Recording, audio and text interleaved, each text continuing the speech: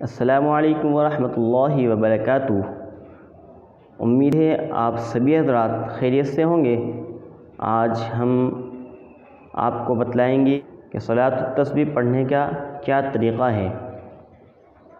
Video میں آگے بڑھنے سے پہلے اگر آپ نے ابھی تک ہمارے چینل کو سبسکرائب نہیں کیا ہے تو چینل کو سبسکرائب کر دیں اور بیل آئیکن کو دبا دیں تاکہ ہماری آنے والی ویڈیو سب سے پہلے آپ تک پہنچ سکے۔ تو آئیے شروع کرتے ہیں۔ تو صلاۃ التسبیح پڑھنے کے حدیث کے اندر دو طریقے آئے ہیں۔ ایک حضرت عباس رضی اللہ عنہ کی حدیث کے مطابق ہے اور دوسرا حضرت عبداللہ ابن مبارک کی حدیث کے مطابق ہے۔ تو آئیے ہم شروع کرتے ہیں۔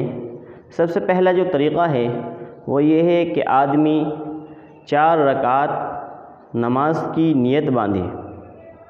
اس سے پہلے اللہ کے رسول صلی اللہ علیہ وسلم نے اس نماز کی بہت بڑی فضیلت بیان فرمائی ہے۔ اپنے چچا حضرت عباس رضی اللہ عنہ سے فرمایا کہ آدمی کو چاہیے کہ یہ نماز یعنی صلاۃ التسبیح روزانہ پڑھے۔ روزانہ نہیں پڑھ سکتا تو ہفتے میں 1 مرتبہ پڑھے، اور اگر ہفتے میں بھی نہ پڑھ سکے تو مہینے میں پڑھے، اور مہینے میں بھی نہ پڑھ سکے تو سال میں 1 مرتبہ پڑھے، اور اگر سال میں بھی نہ پڑھ سکے تو زندگی میں 1 مرتبہ تو ضرور پڑھنی چاہیے۔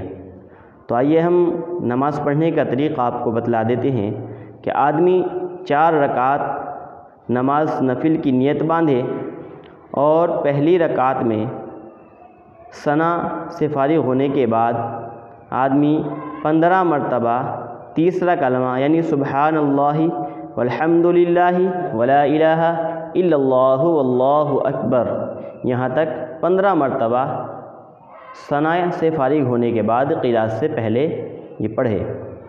اس کے بعد الحمد شریف اور اس کے ساتھ کوئی صورت ملائے، اور رکوع میں جانے سے پہلے 10 مرتبہ پھر یہی کلمہ سبحان اللہ والحمد للہ ولا الہ الا اللہ واللہ اکبر پڑھے۔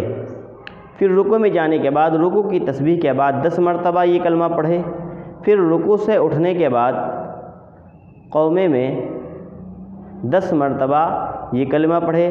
اس کے بعد پہلے سجدے میں جائے، سجدے کی تسبیح سے فارغ ہونے کے بعد 10 مرتبہ پھر یہی کلمہ دہرائے۔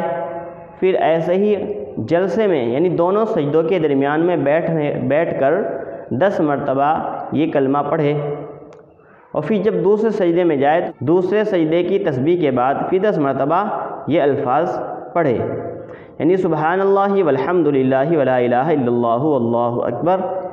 اس طرح سے ایک رکعت میں یہ کل 75 مرتبہ ہو گیا، اور ہر رکعت میں ایسے ہی جو ترتیب ہم نے بتلائی ہے اسی ترتیب کے مطابق یہ کلمات پڑھے۔ تو اس طرح 4 رکعت میں 300 مرتبہ یہ کلمات ہو جائیں گے۔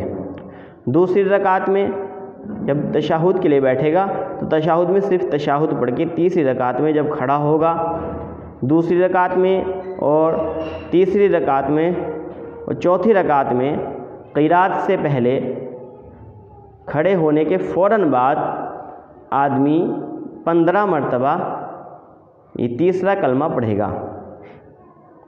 اس طریقے سے اپنی پوری 4 رکعت کرے گا۔